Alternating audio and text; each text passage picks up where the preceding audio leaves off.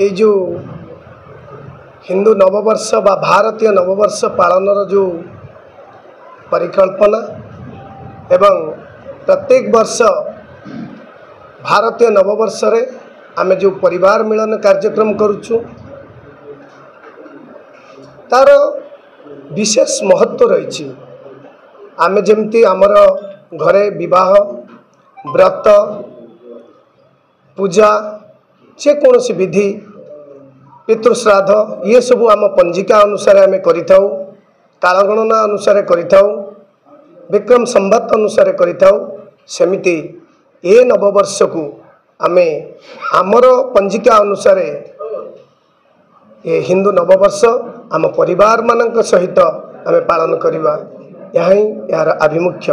एवं आमे ये जो हिंदू नववर्ष रे विशेष करके समाज को आमे यही वार्ता देवा को चाहूँ आमे भूली जाइतिबा आम संस्कृति ऐतिह्य एवं परंपरा जमिति आमे उज्जीवित रखिबा। आमे हिंदू मानकर ये 12 मास रे 13 पर्व थाउ थाउ आमे अन्य धर्मावलंबी मानकर ये जो पर्व जेमती नववर्ष आमे कहीं पालन करिबा, आमे कहीं आम नववर्ष को आमे स्वागत न करिबा आम परिवार सहित। ये समय रे ये धरापृष्ठ सबु वृक्षलता देखंतु सबुजिमारे परिपूर्ण हुए, नुआ गछरे नुआ पत्र कले यह गोटे नूतनतार संभार एवं सूचना दिए।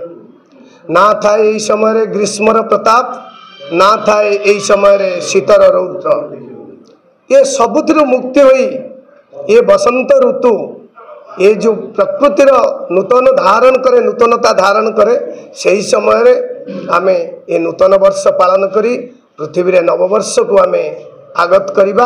ये भारतीय धर्मावलंबी अनुसार यही कार्यक्रम आमे विगत दिन रे करूथुलु, छोट छोट जगह करूथुलु।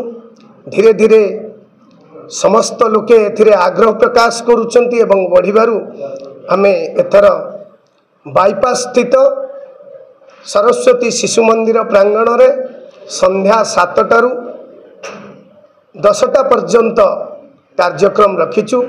सामूहिक रे समस्ते निज निज परिवार सहित आसी दीप प्रज्वलन करिबा, माँ भारती पटचित्र तले एवं ये हिंदू धर्म को बंचेबा पाई, ये हिंदू धर्म को जागरण करिबा पाई, ये हिंदू धर्मर आम संस्कृति कला ऐतिह्य को आगो को नबा पाई आमे विभिन्न बौद्धिक कार्यक्रम मध्य रही।